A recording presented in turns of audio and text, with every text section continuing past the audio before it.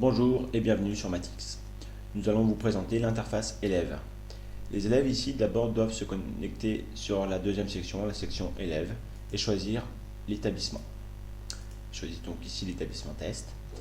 Sur la droite, on remarquera donc la liste des classes. Ici il n'y en a qu'une, mais il peut y en avoir plusieurs. Et donc il suffit de cliquer sur la bonne classe. Ensuite, une fois après avoir fait ça, on voit la liste des élèves de la classe. Il suffit de cliquer sur le bon élève. Ici, Hugo Ferrer. On renseigne le mot de passe donné par le professeur et on soumet la requête. Nous arrivons donc au bilan donc de l'élève complet. Alors, tout d'abord, nous allons nous intéresser au bilan général.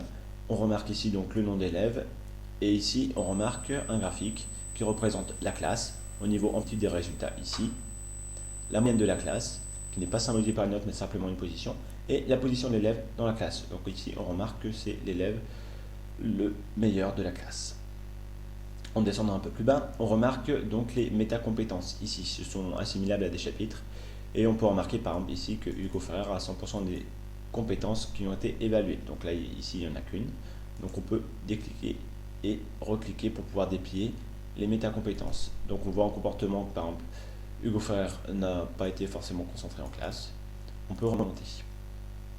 On pourra remarquer aussi un autre aspect, c'est l'aspect de remédiation. Ici, on voit un lien y remédier. Il suffit de cliquer dessus et une nouvelle page s'ouvre ici et on peut s'exercer et voir la compétence, à quoi elle consiste. Ici, donc, c'est savoir calculer les longueurs en connaissant les milieux.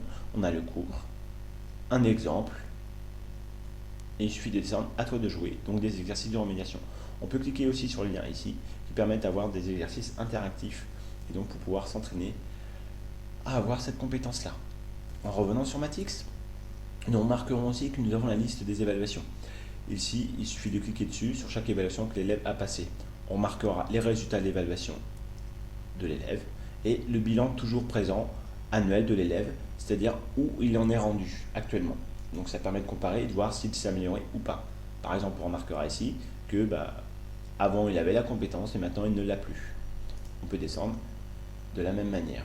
En regardant le bilan aussi, on peut remarquer que nous avons plusieurs vues. Afficher toutes les évaluations, et si on clique dessus, on aura toutes les évaluations de l'année qui vont s'afficher en dépliant.